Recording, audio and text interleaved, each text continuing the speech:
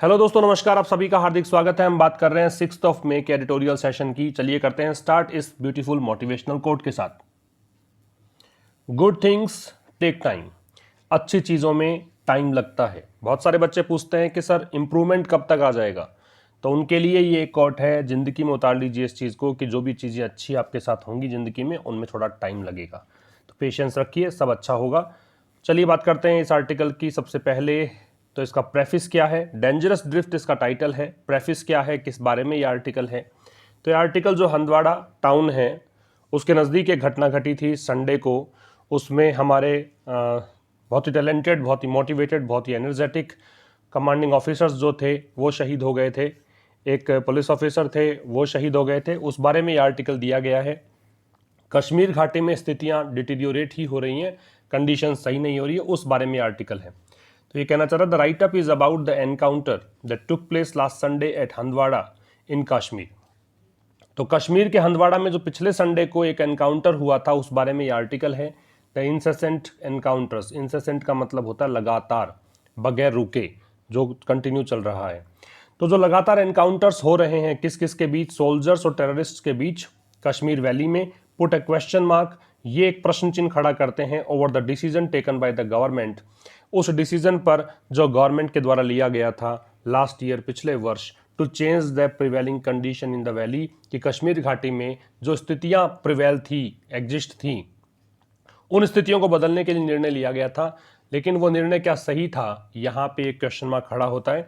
We lost some of our highly skilled officers in the encounter, हमने हमारे काफ़ी उच्च प्रशिक्षित ऑफिसर्स यहाँ पे खो दिए इस एनकाउंटर में, हंदवाड़ा में। How long it will go like this, ऐसा कब तक चलेगा, रिमेन्स टू बी सीन, ये देखना बाकी है। तो ये तो प्रेफिस है इस आर्टिकल का, समझ में आपको आ गया होगा कि किस बारे में हमें आज डिस्कशन करना है। अब हम बात करते हैं कि ग्रामर और वोकैबुलरी में आज क्या खास है। तो देखिए, सबसे पहले एक वर्ड है एजॉइनिंग। एजॉइनिंग का मतलब होता है नज़दीक या समीप, जो सटा कर रखा गया है, नज़दीक ही है, उसको बोलते हैं एजॉइनिंग। एडजेसेंट कह सकते हो, बॉर्डरिंग, कंटिग्यूअस, जक्सटापोज्ड, टचिंग। रेमिफिकेशन बहुत बार आता है वर्ड। परिणाम को बोलते हैं हिंदी में नतीजा या परिणाम। Result, aftermath, upshot, outcome, consequence, backwash, corollary. काफ़ी सारे इसमें भी नए वर्ड हैं। कोरोलरी, बैकवॉश, अपशॉट, आफ्टरमैथ, ये वाला, ये शायद हो सकता है कि आपको याद हो, रिजल्ट और आउटकम आपने सुना हो, लेकिन ये कुछ नए वर्ड्स हैं। नए वर्ड्स को बार बार में प्रैक्टिस करें। मराल, इसको क्या पढ़ते हैं, मराल, मोरल नहीं पढ़ते, मोरल होता है, उसकी स्पेलिंग MORAL होता है। मैंने किसी सेशन में बताया भी था इन दोनों में डिफरेंस क्या है। ये जो चीज़ है वो संबंधित है क्या चीज़ अच्छी है क्या बुरी है ना। गुड और बैड से कोई अगर रिलेटेड चीज़ है तो उसको तो बोलते हैं मोरल, और ये मराल है, इसका मतलब होता है मनोबल, कॉन्फिडेंस, स्पिरिट या सेल्फ एस्टीम। एविडेंट का मतलब होता है स्पष्ट, जो क्लियर हो, obvious, apparent, perceptible, noticeable, conspicuous and ostensible.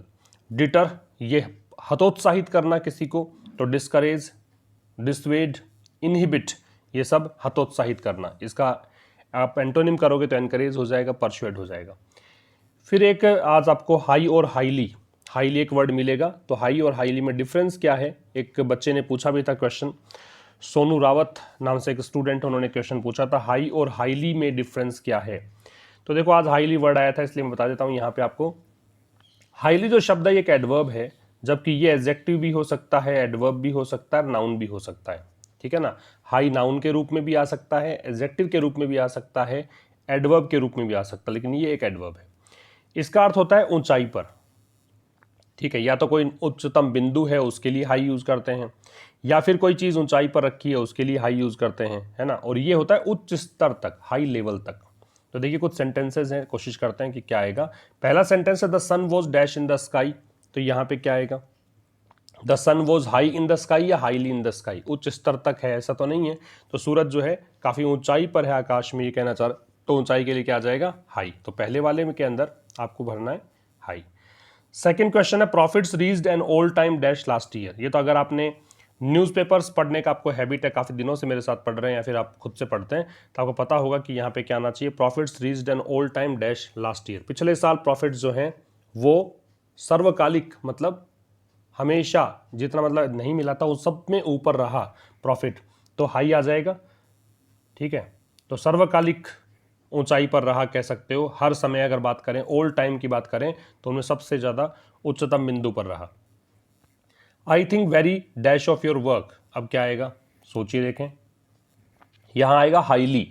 जब प्रशंसा की बात आप करते हो कि मैं आपके काम की बहुत प्रशंसा करता हूं, तो यहां पे प्रेज के सेंस में हाईली का यूज करते हैं, ठीक है। अगर आपका ओपिनियन किसी के बारे में बहुत अच्छा है, आप किसी की प्रशंसा करते हैं, तो highly. A dash profitable line of products, क्या आएगा, प्रोडक्ट्स की काफ़ी उच्च स्तरीय प्रॉफिटेबल लाइन, हाईली आएगा यहाँ पर भी। तो जो फर्स्ट और सेकंड ऑप्शंस हैं, जो क्वेश्चंस थे, उनमें हाई, और थर्ड एंड फोर्थ के अंदर हाईली। तो हाईली उच्च स्तरीय होता है, केवल एडवर्ब के रूप में यूज करते हैं। हाई एडजेक्टिव के रूप में भी यूज करते हैं, एडवर्ब के रूप में भी यूज करते हैं, और नाउन के रूप में भी यूज करते हैं। फिर आज व्यूअर्स कॉलम में क्या खास है, एक स्टूडेंट सुनीता ने क्वेश्चन पूछा है, ये नो सूनर का प्रयोग कैसे होता है। देखिए, नो सूनर अगर सेंटेंस के स्टार्ट में आता है, सबसे पहली बात तो नो सूनर है क्या वो समझिए। नो सूनर जो है उसको आप बराबर रख सकते हैं किसके, एज सून एज के। एज सून एज के बराबर क्या रखा जा सकता है, नो सूनर, ठीक है। इसका मतलब है जैसे ही ये काम हुआ वैसे ही उसके साथ साथ एक घटना और घटी, उसके तुरंत बाद एक घटना और घटी, ठीक है ना। जब ये स्टार्ट में आता है, जैसे कि फर्स्ट सेंटेंस में आप देखिए, थर्ड सेंटेंस में भी स्टार्ट में है, फोर्थ में भी स्टार्ट में है, तो जब भी स्टार्ट में आएगा तो एक चीज आपको फॉलो करनी होती है, इन्वर्जन। इन्वर्जन से मतलब है कि हेल्पिंग वर्ब है वो सब्जेक्ट से पहले आएगी, ठीक है। तो यहां देख सकते हैं आप, हेड पहले है फिर वी है। यहां देख लीजिए थर्ड में हेड पहले है फिर सब्जेक्ट दे है। और आप लास्ट वाले में देख लीजिए, लास्ट वाले मैंने यहां पे कुछ अलग लिखा है, यहां पे आपको एरर बतानी है कौन सी है, ठीक है। अब देखिए, जबकि अगर नो सूनर स्टार्ट में नहीं आ रहा है, बीच में आ रहा है, तो आपको इन्वर्जन फॉलो नहीं करना है, एक बात तो ये याद रखिएगा। दूसरी बात याद रखना कि कंजंक्शन है वो देन लगता है, तो यहां देख लीजिए कंजंक्शन क्या है, देन है। इसका हिंदी मीनिंग क्या है कि no sooner had we entered the room, कि जैसे ही हमने कमरे में प्रवेश किया वैसे ही उन्होंने तालियां बजानी शुरू कर दी। नंबर 2 में है they had no sooner arrived, कि वो पहुंचे ही थे, कि देन दे वर आर्ग्यूइंग, फिर उनमें बहस हो गई। तीसरा सेंटेंस है कि जैसे ही उन्होंने चलना स्टार्ट किया वैसे ही इट स्टार्टेड टू रेन, बारिश आना शुरू हो गई, ठीक है। और लास्ट सेंटेंस में आपको बतानी है कि गलती क्या है, तो no sooner we came out of the house it started raining. इसको आप सही करके कमेंट बॉक्स में आंसर दें। अगर आप इसे यूट्यूब पर देख रहे हैं तो जरूर से बताएं कि यहां पर क्या होना चाहिए। और एक कॉमन एरर का क्वेश्चन भी है, यहां भी बताना कि इस एरर वाले क्वेश्चन में कहां पे गलती है। No sooner she read the telegram then she fainted. Faint का मतलब होता है बेहोश होना, ठीक है, इसका बेहोश होना है। और क्या एरर है इसके अंदर ये बताना है। नंबर 4 को कैसे सही कर सकते हैं ये बताना है। दोनों क्वेश्चंस के आंसर आप कमेंट पे जाके दें। मैं रिपीट कर देता हूं क्या खास है इसके अंदर। नो सूनर बराबर होता है as soon as. No sooner से स्टार्ट होने पर इन्वर्जन लगता है, स्टार्ट नहीं है तो इन्वर्जन नहीं लगता है। मीन्स हेल्पिंग वर्ब वर्ब से पहले रखी जाती है अगर ये स्टार्ट में आता है तो। कंजंक्शन लगाते हैं हम देन, THAN लगाते हैं, जबकि एग्जाम में कई बार आपको THEN दे रखा होता है, वो गलत हो जाता है। कॉमा भी नहीं आता है, वैन भी नहीं आता। जनरली 3 प्रकार के क्वेश्चन, ये 3 चीजें आपको देखने को मिलती हैं एग्जाम में बार बार में। आगे बात करते हैं रिवीजन में आज क्या है, तो आपको कॉलम्स मैच करने हैं। चूंकि हम लोग ये सारे वर्ड्स पढ़ चुके हैं तो देखिए देखें कि कौन सा वर्ड किससे जुड़ेगा। एक बार नजर डालिए, खुद से सोचिए, उसके बाद बताता हूं क्या आना चाहिए। देखिए, घोस्ट है, घोस्ट का बताया था मैंने क्या, घोस्ट, घोस्ट के लिए क्या बताया था, सॉरी मैंने इधर घोस्ट लिख दिया है, स्पूक लिख लीजिएगा इसकी जगह पे। घोस्ट का स्पूक क्या होता है, भूत। इरेक्ट है, इरेक्ट के लिए क्या आ जाएगा, इरेक्ट के लिए आ जाएगा बिल्ड। इरेक्ट का कंस्ट्रक्ट होता है, बिल्ड होता है, फॉर्म होता है, बनाना, सीधा खड़ा करना। इंपोज का थोपना है तो इसके लिए आ जाएगा फॉइस्ट। एम्बार्गो का मतलब होता है बैन, और ग्रिम का मतलब होता है ब्लीक। काफ़ी टेरिबल हो, हॉरिबल हो, ब्लीक हो, ग्लूमी हो, उसके लिए ग्रिम यूज करते हैं। तो घोस्ट का स्पूक, ये मैंने दोनों सेम लिख दिए थे, यहाँ स्पूक कर दीजिएगा SPOO के। इरेक्ट का खड़ा करना या बनाना तो बिल्ड। इम्पोज का थोपना तो फॉइस्ट। इम्पोज में प्रेपोजिशन क्या लगता है, ओन, अगर आवश्यकता पड़ती है तो ओन लगेगा। एम्बार्गो का बैन, और ग्रिम का ब्लीक। तो ये आज के इस मैच द कॉलम के आंसर्स हैं। अब चलिए हम बात करते हैं आज के न्यूज़पेपर की कि क्या उस आर्टिकल में लिखा है। तो देखो डेंजरस ड्रिफ्ट, और ये किस बारे में है वो बता रखा है आपको। ये article on encounter with terrorist near Handwara. Dangerous का खतरनाक, ड्रिफ्ट का मतलब होता है बदलाव, चेंज, ट्रांसफॉर्मेशन। ठीक है, डेंजरस एडजेक्टिव है, ड्रिफ्ट नाउन है। डेंजरस एडजेक्टिव है क्योंकि यहाँ पे OUS से एंड है, तो generally OUS ending words are called adjectives. एक एक चीज़ को समझाता हूँ मैं न्यूज़पेपर के माध्यम से, तो अगर आप यूट्यूब पर इसे देख रहे हैं तो ज़रूर अपने दोस्तों के साथ शेयर करें ताकि और बच्चे भी समझ सकें कि न्यूज़पेपर पढ़ना कितना आसान है और क्या हमारी अप्रोच होनी चाहिए अगर आप बेसिक से भी पढ़ते हैं। क्लोज टेस्ट और पैराजंबल का बैच हमने स्टार्ट किया है कल से, तो आप उसमें रजिस्ट्रेशन करवाना चाहते हैं तो हमारी एपासिस क्लासेस को डाउनलोड करके आप रजिस्टर करवा सकते हैं। ठीक है ना, तो वहाँ पर आपको क्लोज टेस्ट और पैराजंबल जो मिलेंगे, 100 क्लोज टेस्ट 100 पैराजंबल, वो सब के सब न्यूज़पेपर से तैयार करके आपको मिलेंगे। तो वो सब उसमें PDF भी मिलने वाला है, आपको बाई कर सकते हैं वो बैच। तो देखो डेंजरस ड्रिफ्ट का मतलब हो गया खतरनाक बदलाव। डेंजरस का मतलब खतरनाक, इसको आप पेरिलस भी कह सकते हैं, इसको आप पारलस भी कह सकते हैं, रिस्की भी कह सकते हैं। ड्रिफ्ट का मतलब बदलाव है। On encounter with terrorist near Handwara, और ये होन लगा के बताता है कि किस टॉपिक पर है, एनकाउंटर को लेकर है। एनकाउंटर का मतलब मुठभेड़ होता है, किसके साथ, आतंकवादियों के साथ। कहाँ पर, हंदवाड़ा एक टाउन है उसके नज़दीक। ठीक है, कुपवाड़ा डिस्ट्रिक्ट में है। अब देखिए बात करते हैं, encounters in Kashmir are on the rise, taking a disproportionate toll on security personnel. Encounters का मतलब मुठभेड़, इन का मतलब में, कश्मीर पता ही आपको, are on the rise, are है एनकाउंटर्स को देखकर, ऑन द राइज का मतलब बढ़ रहे हैं। जो एनकाउंटर्स है कश्मीर में वो बढ़ोतरी पर हैं, असेंडिंग ऑर्डर में चल रहा है, काफ़ी ज़्यादा यहाँ पे एनकाउंटर्स देखने को मिल रहे हैं। Taking a disproportionate toll on, देखो टेक अ टॉल ऑन वैसे एक फ्रेज होती है, मैं दो तरीके से समझाता हूँ इसको। टेक अ टॉल ऑन एक फ्रेज होती है, इसका मतलब आप कह सकते हो किसी को चीज़ को डैमेज कर देना, मार देना किसी को, यूँ कह सकते हो। और टेक यहाँ पे वैसे पढ़ें तो डिस्प्रपोर्शनेट का मतलब होता है जो गैर अनुपातिक है, सही अनुपात में नहीं है, सही बैलेंस में नहीं है, असंतुलित है। ठीक है, तो taking a disproportionate toll on security personal, security personal का मतलब है सुरक्षा कर्मी। ये जो वर्ड होता है पर्सनल, इसका मतलब होता है कर्मचारी। एक होता है पर्सनल, ये होता है पर्सनल का व्यक्तिगत, और ये पर्सनल है, पर्सनल का मतलब होता है कर्मचारी। तो सिक्योरिटी पर्सनल जो है, अब देखिए इसको क्या कहना चाहता है एक्चुअल में। एक तो यूँ कह सकते हो कि एनकाउंटर्स के लिए कह रहा है, एनकाउंटर्स बढ़ोतरी पर हैं और ये असंतुलित रूप से यहाँ पे सुरक्षा कर्मियों को मार रहे हैं। असंतुलित रूप से इसलिए कह रहा है क्योंकि आतंकवादी कम मर रहे हैं, सुरक्षा कर्मी ज़्यादा मर रहे हैं, है ना। तो ये घटना जो घटी थी अभी लास्ट संडे को, इसमें 4 सोल्जर्स और एक पुलिस ऑफिसर मारे गए, शहीद हो गए थे। तो इन को देखते हुए ये कहा गया है कि ये जो एनकाउंटर्स कश्मीर में बढ़ोतरी पर हैं और ये सुरक्षा कर्मियों जो हैं उन पर ये गाज गिर रही है। सुरक्षा कर्मी जो है वो ज़्यादा मारे जा रहे हैं, वो ज़्यादा शहीद हो रहे हैं, किसकी तुलना में, जो आतंकवादी हैं उनकी तुलना में। ठीक है, इसीलिए इसने एक वर्ड का इस्तेमाल किया है, डिस्प्रपोर्शनेट। तो एनकाउंटर्स इन कश्मीर और ऑन द राइज, एनकाउंटर्स बढ़ोतरी पर हैं, taking a disproportionate toll on security personal, और सुरक्षा कर्मी जो हैं हमारे, जो हमारे सैनिक हैं वो ज़्यादा शहीद हो रहे हैं। और ये जो है असंतुलित है, ये एनकाउंटर्स का मतलब दे रहा है असंतुलित है क्योंकि यहाँ पे आतंकवादी कम मर रहे हैं। आगे देखिए, the deaths last Saturday of 4 soldiers and a police officer in an encounter with terrorists near Handwara town in Jammu and Kashmir's Kupwara district call attention to among other things a difficult summer ahead। तो यहाँ तक का एक sentence पूरा हो रहा है। The deaths पता ही है, मृत्यु, लास्ट सैटरडे पिछले सैटरडे को, किसकी, और 4 soldiers 4 सोल्जर्स की। ठीक है, एंड ए पुलिस ऑफिसर और एक पुलिस ऑफिसर की, इन एन एनकाउंटर, एक एनकाउंटर में किसके साथ हुआ, टेररिस्ट के साथ। कहाँ हुआ, हंदवाड़ा टाउन के नज़दीक। ये कहाँ पे है, जम्मू कश्मीर के कुपवाड़ा जिले में। अब देखो डेथ्स यहाँ पे सब्जेक्ट है, इसका यहाँ पे वर्ब दे रखी है कॉल अटेंशन टू। कॉल का मतलब पुकारना होता है, अटेंशन का ध्यान, तो ये ध्यान हमारा आकर्षित करता है किस ओर, तो टू लगा रखा है। ये कोमा से कोमा के बीच अमंग अदर थिंग्स, इसको अलग कर दीजिए, बाकी चीज़ों के बीच। अब ये ध्यान किसकी ओर खींचता है, आगे दे रखा है a difficult summer ahead. Difficult का मतलब मुश्किल, समर का मतलब गर्मियाँ, अहेड का मतलब आगे। ये जो सीजन है गर्मी का ये बड़ा मुश्किल गुजरने वाला है आगे, इसकी ओर ध्यान आकर्षित करता है।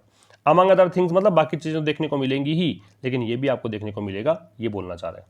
मैं रिपीट कर देता हूँ। तो पिछले सैटरडे को, मैंने शायद प्रेफिस में संडे लिख दिया है, सैटरडे है, सैटरडे की घटना थी। तो पिछले सैटरडे को जो 4 सोल्जर्स और एक पुलिस ऑफिसर यहाँ पे जो शहीद हुए हैं एक एनकाउंटर में, जो एनकाउंटर हुआ टेररिस्ट के साथ हंदवाड़ा टाउन के नज़दीक जम्मू कश्मीर के कुपवाड़ा डिस्ट्रिक्ट में, ये जो डेथ्स हैं वो ध्यान आकर्षित करती हैं, वो ध्यान खींचती हैं, बाकी चीज़ों के बीच ध्यान खींचती हैं किस ओर, कि आगे ये जो समर सीजन है काफ़ी मुश्किल गुजरने वाला है। It is unusual and disproportionate for just a couple of terrorists to take down 5 highly skilled and motivated soldiers, a commanding officer of a battalion in the rank of a colonel, a major, 2 other ranks and a special operations group policeman in the rank of a sub-inspector in a firefight। यहाँ तक का दूसरा sentence है, यहाँ से start करेंगे ना। It is unusual, it यह इज है, अनयूजुअल असामान्य, अनयूजुअल एडजेक्टिव है, इज यहाँ पे लिंकिंग वर्ब है ठीक है, और लिंकिंग वर्ब अगर होता है तो आगे क्या मिलता है, कॉम्प्लीमेंट मिलता है, ऑब्जेक्ट नहीं मिलता। तो अनयूजुअल यहाँ पे कॉम्प्लीमेंट है। तो इट इज़ अनयूजुअल यह असामान्य है, एंड और डिस्प्रपोर्शनेट असंतुलित है। जब एंड से पहले एडजेक्टिव है तो मान सकते हैं कि ये भी एडजेक्टिव है। For just a couple of terrorist, किसके लिए, फॉर के लिए, जस्ट केवल, अ कपल ऑफ टेररिस्ट का मतलब 2-3 आतंकवादी थे, to take down, take down का मतलब होता है नुकसान पहुंचाना कह सकते हो, मारना कह सकते हो।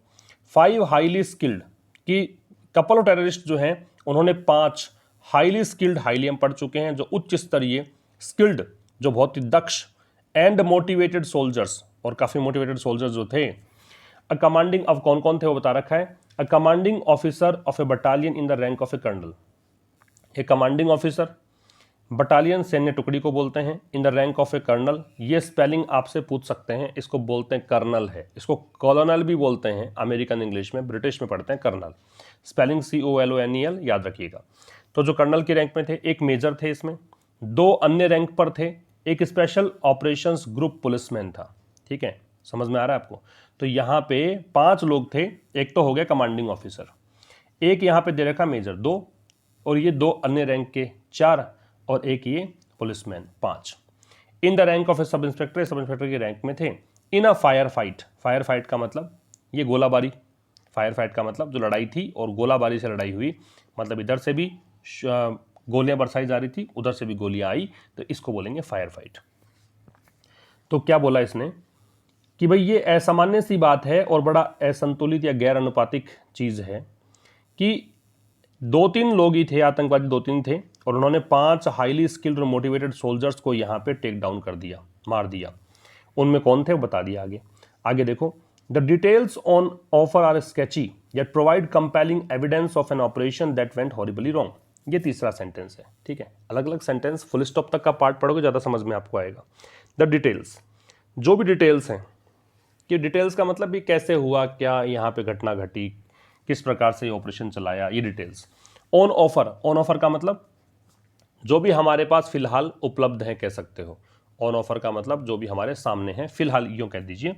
आर स्केची, आर किसके लिए है, डिटेल्स के लिए। स्केची का मतलब होता है कि पूर्ण डिटेल नहीं है, मतलब ये पूरी डिटेल नहीं है, कंप्लीट डिटेल में नहीं है, ये धुंधली हैं चीज़ें। यट, फिर भी, ये इसका मतलब फिर भी। प्रोवाइड, प्रोवाइड भी डिटेल्स को देखकर ही, आर डिटेल्स प्लूरल है तो इसको देखकर ही प्रोवाइड भी प्लूरल है।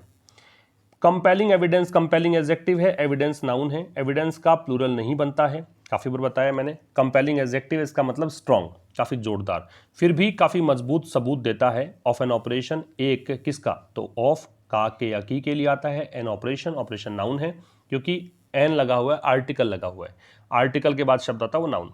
ठीक है, एक ऑपरेशन के बारे में, डेंट वेंट हॉरिबली रॉन्ग, दैट यहाँ पे रिलेटिव प्रोनाउन है, ऑपरेशन के लिए आ रहा है। वेंट मतलब गया, हॉरिबली रॉन्ग, रॉन्ग यहाँ पे एडजेक्टिव, हॉरिबली यहाँ पे एडवर्ब, जो बहुत ही बुरी तरीके से असफल रहा या खराब रहा, गलत रहा। तो अब देखो पूरा सेंटेंस का मीनिंग क्या निकला कि फिलहाल जो डिटेल्स हैं हमारे पास उपलब्ध, आर स्केची, वो धुंधली हैं, वो कंप्लीट डिटेल नहीं है उसकी, फिर भी जो भी डिटेल्स हैं उसमें पुख्ता सबूत मिलते हैं उस ऑपरेशन के बारे में जो कि काफ़ी ज़्यादा गलत गया। ठीक है, ऑपरेशन चलाया लेकिन गलत गया, हमारा नुकसान हुआ।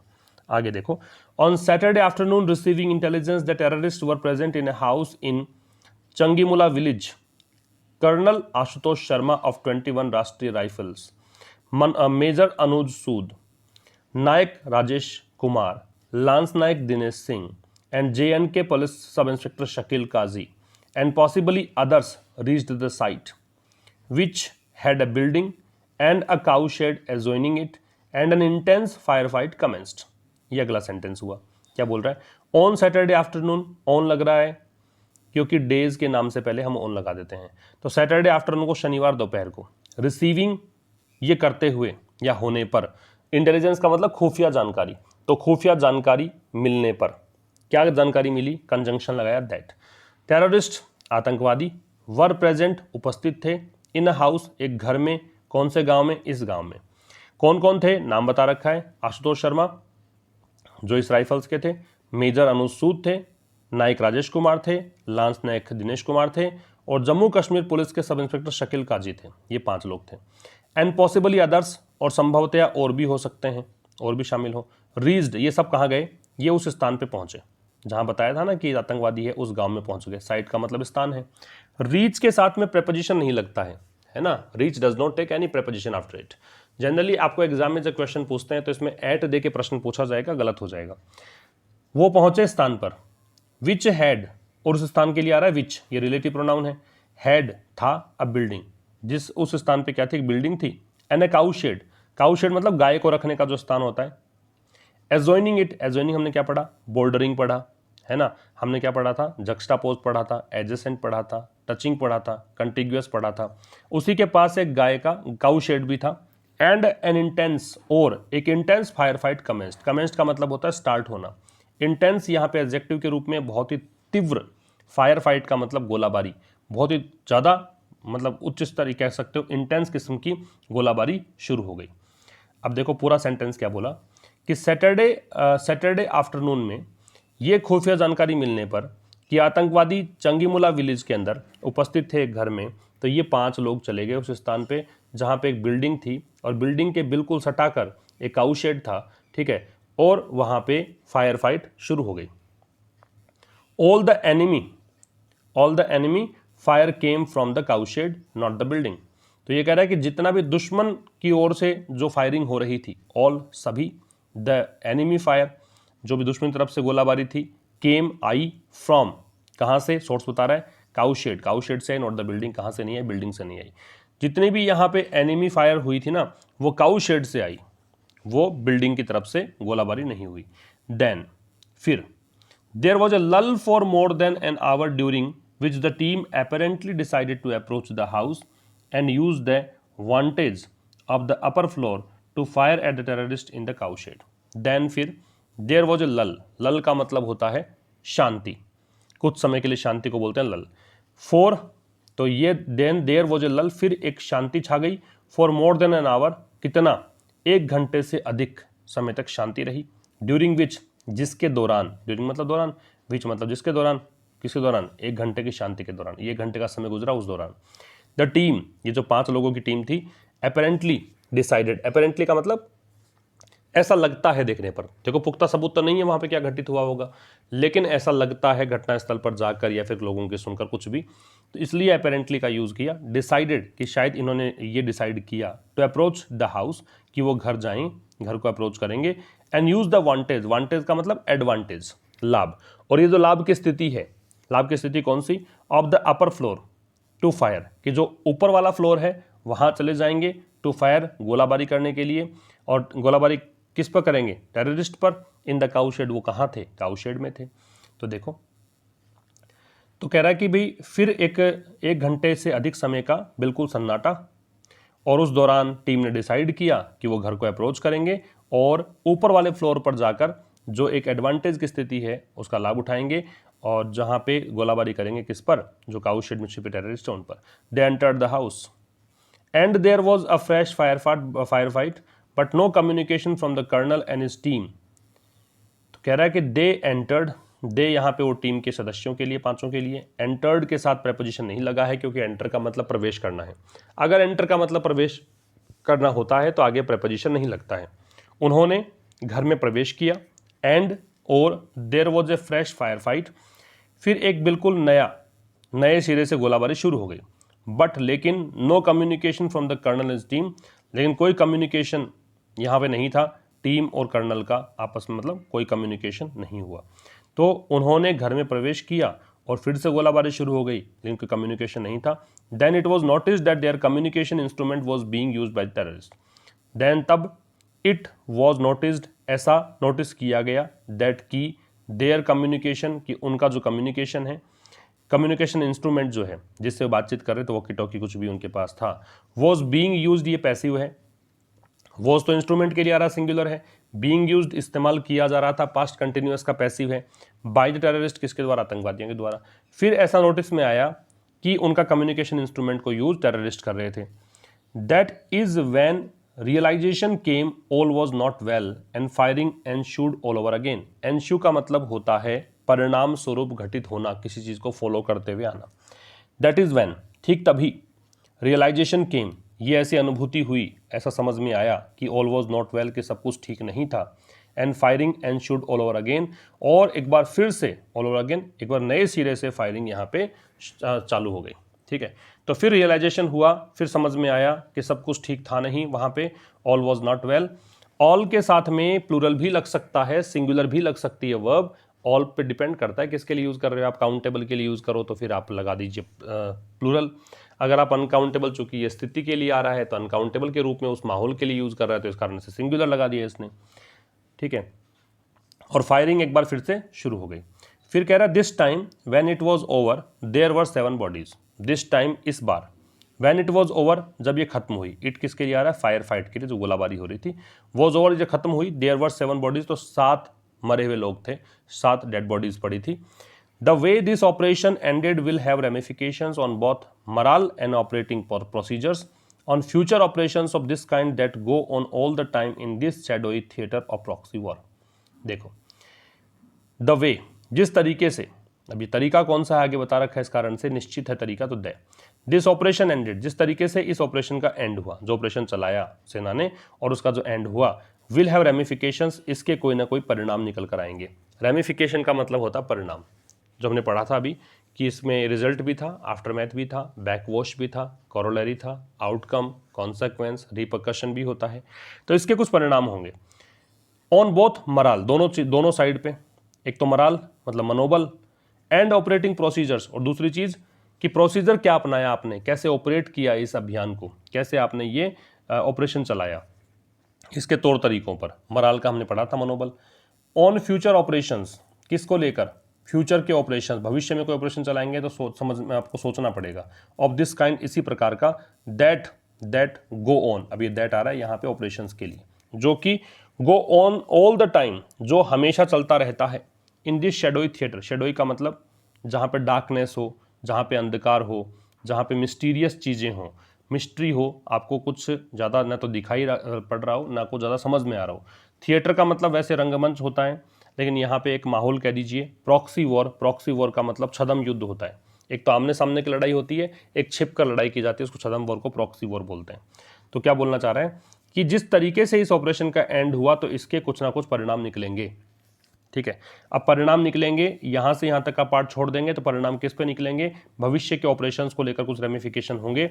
यदि इस कोई ऑपरेशन चलाया जाएगा भविष्य में, जो कि हर समय चलता रहता है इस प्रॉक्सी वॉर के शेडोई थिएटर में, इस छद्म युद्ध के इस शेडोई थिएटर में, मतलब ऐसे माहौल में जहां कुछ देखने को मिलता नहीं, कुछ समझ में नहीं आता क्या करना है क्या नहीं, तो फिर वहां पे आपको सोचना पड़ेगा, कुछ परिणाम निकल कर आएंगे। बोथ दे रखा है, किस किस पर असर डालेगा, एक तो मनोबल पर असर पड़ेगा और एक ऑपरेटिंग प्रोसीजर्स पर, कि आपका मनोबल, चूंकि इस तरह की घटनाएं घटती हैं तो मनोबल भी गिरता है। दूसरा, आपका ऑपरेटिंग प्रोसीजर क्या था, आपने किस तरीके से ये चीज़ को लीड किया, वो भी चेंज होंगे आगे। तो बोथ के साथ में एंड लगता है, ये भी याद रखिएगा। आगे आ जाइए, ये कह रहा है it is certainly a coincidence that has gone unnoticed that though the encounter ended tragically, news और details of it did not percolate till well after Sunday's fly past and show of solidarity. It is certainly, it यह is है, certainly निश्चित रूप से, a coincidence एक संयोग, that ये इसके लिए आ रहा है, हैज नॉट गॉन अननोटिस्ड, वो संयोग जो कि नोटिस में आ गया। भी नेगेटिव दे रखा है, लेकिन अननोटिस्ड भी तो दे रखा है नेगेटिव, जो कि अननोटिस्ड नहीं गया, नोटिस में आ गया। दैट की दो द एनकाउंटर एंडेड ट्रेजिकली, यद्यपि ये जो एनकाउंटर हुआ, द एनकाउंटर ये उसी के जो सैटरडे को हुआ, एंडेड ट्रेजिकली, इसका अंत बड़ा दुखद रहा। न्यूज़ और डिटेल्स ऑफ इट, फिर भी इसकी जो न्यूज़ है, डिटेल्स है इस एनकाउंटर की, डिड नॉट परकोलेट, वो फैली नहीं, वो स्प्रेड नहीं हुई। परकोलेट का मतलब क्या होता है? परकोलेट का मतलब धीरे धीरे कोई चीज़ का स्प्रेड होना। Till well after Sunday's fly past, कब तक नहीं फैली?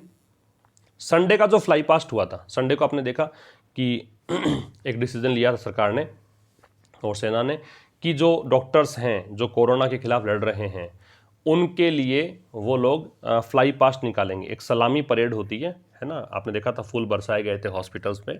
तो ये जो फ्लाई पास्ट हुआ था संडे को, एंड शो ऑफ सॉलिडारिटी, और ये यूनिटी का जो एक संकेत था, एक शो जो किया गया था, उसके बाद है ना, बाद तक भी पता नहीं लगा, कोई न्यूज़ निकल कर नहीं आई। तो ये कह रहा है कि ये तो निश्चित है कि भाई ये एक संयोग है जो कि अननोटिस्ड नहीं गया, है ना। तो एक ऐसा, it is certainly A coincidence, ये एक निश्चित रूप से एक संयोग है जो कि नोटिस में आ गया। कि यद्यपि, क्या नोटिस में आई चीज़? कि यद्यपि एनकाउंटर का अंत तो बड़ा दुखद हुआ, फिर भी कोई इसकी डिटेल या न्यूज़ सामने नहीं आई, ये स्प्रेड नहीं हुई। और कब तक नहीं हुई? जब तक ये फ्लाई पास्ट जो निकला था संडे का, तब तक, और जो शो ऑफ सॉलिडारिटी जो था, यूनिटी का जो शो किया गया था, तब तक। इसके आगे देखिए, it should be evident by now to most that changing the nomenclature and status of Jammu and Kashmir has not addressed any of the underlying causes of unrest and angst। अब देखो, it should be evident, it यह है, should be होना चाहिए, evident का मतलब स्पष्ट, clear, obvious, है ना, अपरेंट, परसिप्टिबल, कॉन्स्पिकस, ऑस्टेंसिबल, नोटिसेबल, ये सब बताए थे मैंने आज आपको। बाई नाउ, अब तक। बाई जब टाइम से पहले आता है तो इसका तक होता है। टू मोस्ट, अधिकांश लोगों के लिए। दैट की, चेंजिंग, बदलना। द नॉमेनक्लेचर, नॉमेनक्लेचर मतलब नामकरण, कि नाम बदल देना।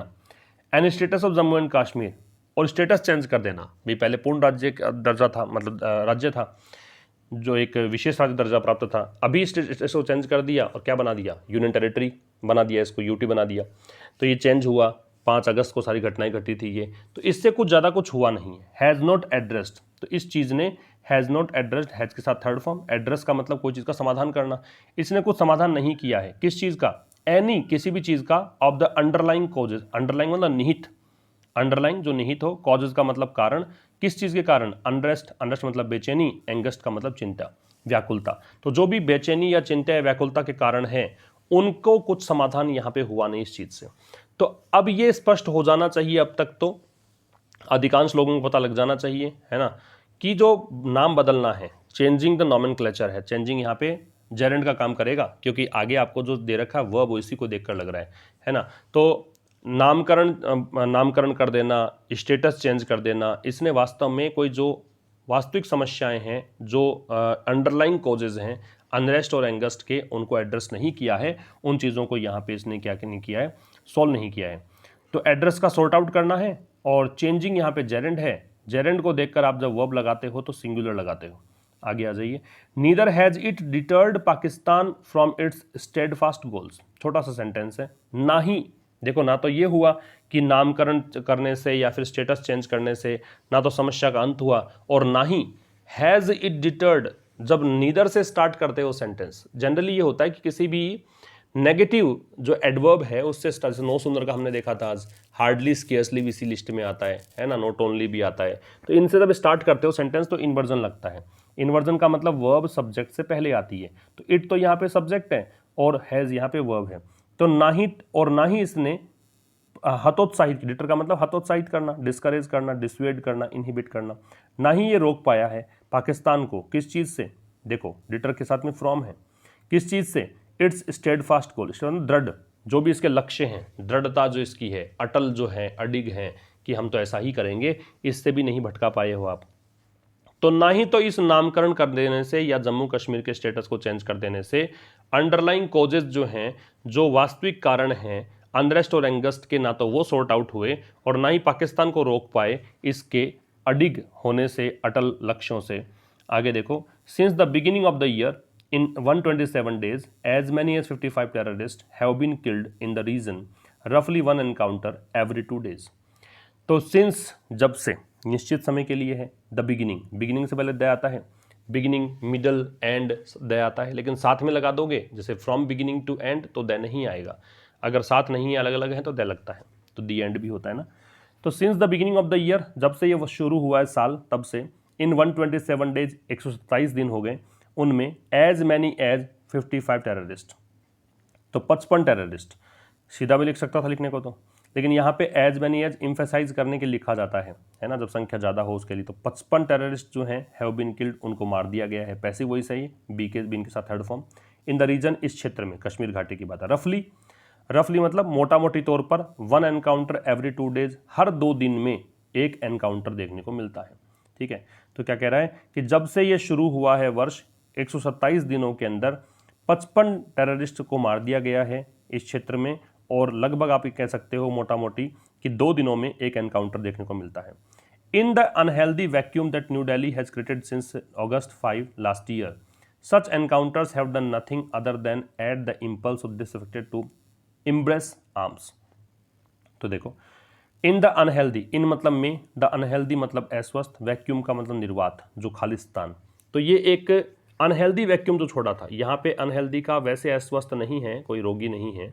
अनहेल्दी वैक्यूम का मतलब एक ऐसा निर्वात जिसको यहाँ पे एड्रेस करने की ज़रूरत थी, यहाँ पे थोड़ा संभालने की ज़रूरत थी, वो अनहेल्दी वैक्यूम। वैक्यूम की स्पेलिंग इंपॉर्टेंट है, डबल यू आते हैं, याद रखिएगा, मिस स्पेल्ड में आपसे पूछ सकते हैं। तो ये जो अनहेल्दी वैक्यूम है, डैट, जिसको न्यू दिल्ली मतलब भारत सरकार ने, हैज़ क्रिएटेड, भारत सरकार ने बनाया है। वैक्यूम इसलिए क्योंकि वहाँ पे लॉकडाउन लगा दिया गया था, स्टेटस चेंज किया गया था, फिर मतलब ऐसा लगा कि कुछ भी होगा नहीं, है ना। जो कब से, जब से 5 अगस्त, मतलब कब से, 5 अगस्त से, जो पिछले साल 5 अगस्त को ये सब कुछ हुआ था, उस समय से लेकर जो अनहेल्दी वैक्यूम छोड़ा गया था। सच एनकाउंटर्स, तो ऐसे जो एनकाउंटर्स है, सच के बाद में काउंटेबल नाउन के 2 चीज़ें हो सकती हैं, या तो सिंगुलर काउंटेबल आएगी तो आर्टिकल लग जाएगा, या प्लूरल काउंटेबल, तो यहाँ प्लूरल काउंटेबल है। तो ऐसे एनकाउंटर्स जो हैं हैव डन नथिंग, इन्होंने और कुछ नहीं किया है, अदर देन, इसके अलावा, किसके अलावा, aid the impulse of disaffected, aid का मतलब सहायता की है, इम्पल्स का मतलब आवेग, संवेग, भावना, किसकी, डिसअफेक्टेड मतलब असंतुष्ट, टू इम्ब्रेस आर्म्स, आर्म्स का मतलब हथियार, इम्ब्रेस का मतलब अपनाना। एक एम्बेरस होता है, डबल आर डबल एस जिसमें लगता है, एम्बेरस, ये इम्बेरस है, इम्ब्रेस है, इम्ब्रेस का मतलब अपनाना है। तो क्या कहना चाह रहा है, देखो कि इस अनहेल्दी वैक्यूम में जो सरकार ने 5 अगस्त पिछले साल क्रिएट किया था, उसमें ऐसे एनकाउंटर्स जो है उन्होंने और कुछ नहीं किया है। केवल जो असंतुष्ट लोग हैं उनको हथियार उठाने और अपनाने के लिए जो एक आवेग चाहिए था, एक उनको एक क्या कह सकते हो, उनके अंदर फीलिंग चाहिए थी, उसकी सहायता की है और कुछ नहीं किया है। As the dangerous drift in Jammu Kashmir continues, New Delhi must realise it has reached the point of diminishing returns and should look for ways to arrest this trend. तो कह रहा है as the dangerous drift in Jammu and Kashmir continues. अब देखो, जम्मू कश्मीर के अंदर ये जो डेंजरस ड्रिफ्ट मतलब खतरनाक बदलाव जो है चल रहा है, तो एज, अब चूंकि डेंजरस खतरनाक ड्रिफ्ट बदलाव in Jammu and Kashmir continues लगातार जारी है। New Delhi must realise, Bharat सरकार को ये रियलाइज करना पड़ेगा, मस्ट दे रखा है तो ऐसा करना ही पड़ेगा, तो भारत सरकार को रियलाइज करना ही पड़ेगा कि it has reached the point, कि ये इस स्थिति में पहुंच चुका है, इस बिंदु पर पहुंच चुका है। किस बिंदु पर, डिमिनिशिंग रिटर्न्स, रिटर्न्स का मतलब होता है लाभ, ठीक है, रिटर्न नहीं है, रिटर्न से लाभ है। डिमिनिशिंग मतलब घटता हुआ, कि अब लाभ की स्थिति घटती हुई है, जितना लाभ हमें होना चाहिए था उतना नहीं है, लाभ किसी और दूसरी पार्टी का है, जो हमारे दुश्मन है उनको ज़्यादा लाभ हो रहा है। And should look for ways, और भारत सरकार को शुड लुक, देखने चाहिए, फॉर वेज, लुक फॉर का मतलब तलाशना, तो यहाँ पे रास्ते तलाशने चाहिए, उपाय तलाशने चाहिए, किसको, किसके, to arrest the trend, arrest का मतलब रोकना, इस ट्रेंड को रोकने के।